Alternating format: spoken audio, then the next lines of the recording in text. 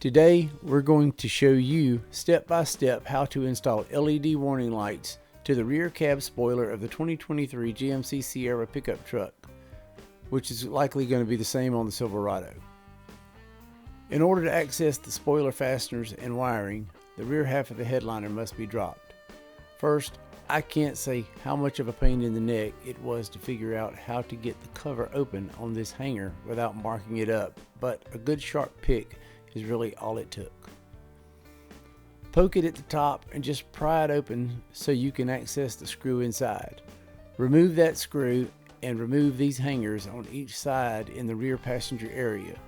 The rear corner plastic, aka the C-pillar plastic, will have to be removed or at least moved inward away from the headliner so that the headliner can drop down to the rear seat backrests. Once the headliner is down, this will expose these two bolts on the end as well as several nuts along the length of the spoiler. There are two plastic pins sticking through that clip into these receptacles. Releasing these pins from the inside can be tedious, but with your clip tool through this hole and with a little finesse, give a little pressure and they'll turn loose to let the spoiler pop off. We are installing sound off signal 4-inch M-Power quick mount lights with the addition of 30-degree wedges to give the light the correct trajectory from the angled spoiler surface. We will be installing 4 of these lights, or 2 on each side of the third brake light. As you see, we have already pre-marked our holes for the desired spacing. We will be drilling a 3/8 inch hole behind each light for the wire to pass through. Since these are quick mount lights, there's no other holes needed. Use an alcohol prep pad or any other cleaning solution to make sure that you have a good clean surface. The alcohol prep pads will ensure that there is no oily residue left behind from the soap, so this is recommended and could possibly be your only cleaning method needed.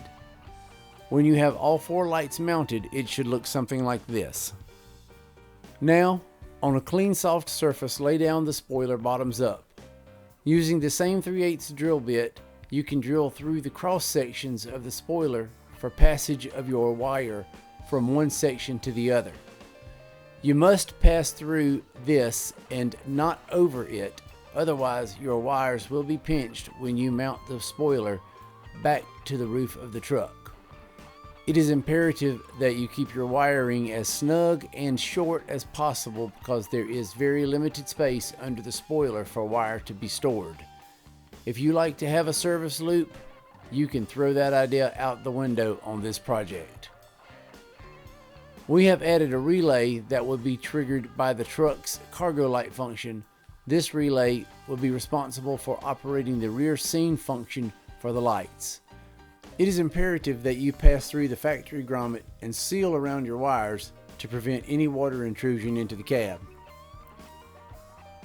On the inside, we recommend the use of some sort of quick disconnect to connect the activation wires from the spoiler to the inside of the cab so that you can easily remove the spoiler for service without having to cut wires. Here we have our yellow flash trigger wire and our white flood trigger wire that goes back into the truck to turn on the remaining perimeter lights when the dash cargo lights are activated. You also notice that this customer provided a cargo light flashing module they purchased online. I'm not really impressed with it since the cargo lights aren't nearly as bright as the M-Powers. The scene lights can be operated with the cargo light button on the dash. That's where we used the cargo light trigger to activate the relay, which in turn activates all of the white perimeter lights on the truck. There you go. If you have any questions, please leave it in the comments. Thank you for watching.